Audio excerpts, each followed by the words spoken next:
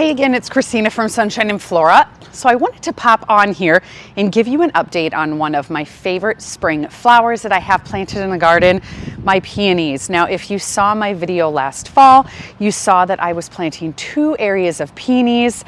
Now, while I'm not able to harvest off these for this year, I'm definitely getting a good start for forward years. So let me take you a little bit closer and show you how these are looking along with the other patch, and then I want to show you how I'm caring for these in the 2 years up to when I can harvest them. So these peonies, like I said, were all planted last fall, and right in this area I have 22 that were planted. They are all looking really good. They're coming up really healthy. I only have one, which is this one right next to me, that does not look the best, but the rest of them all look amazing. Now, with peonies, you need to let them grow on for at least 2 years before you can harvest them.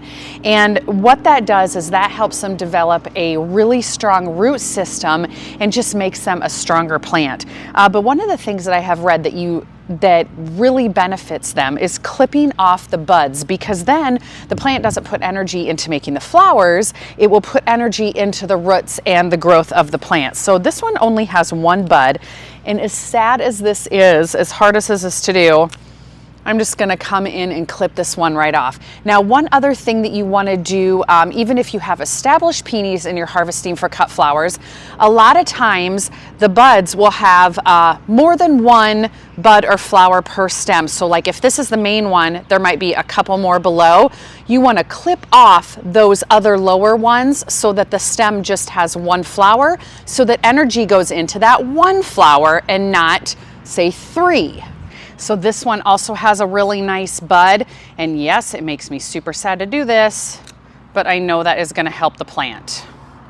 So I am just so incredibly happy with how this peony patch is doing. Actually, this one right here, if you can see, these are Eryngium, and apparently I have one coming up through that hole as well. So I need to move that plant, but otherwise, the whole patch is looking so good. There's the one that isn't looking good, but I actually have a couple growing in my garage that I didn't get planted last winter, and they need planted somewhere, so I'll just pop one in right there. Also in this same area, I have a couple echinacea that are just starting to get up, but the plan for the rest of this bed right here, I gotta clear out these tulips. We'll put landscape fabric down, and then that is going to be full of rudbeckia. So this area is just going to be beautiful, a nice perennial area. It is a little bit hard to harvest being so wide, but peonies are early. I can harvest those, and then in the summer I'll harvest the rudbeckia, and it all should lay out really nice. Also, while we're out here, my patch of mountain mint is coming back amazing, and look at this. This needs attention. These are bells of Ireland. They need thinned out, and I'm thinking that I might transplant a bunch of them in another spot. I mean, look at them. People have told me if you plant bells of Ireland in a certain spot, you will always have bells of Ireland in that spot, and they weren't lying. But I'm just thrilled with that mountain mint.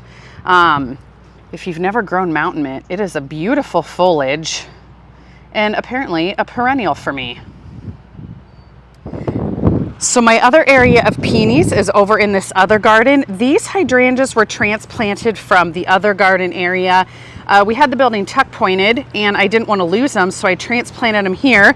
We have some penstemon, but all of these are the other peonies. And most of them are looking really good.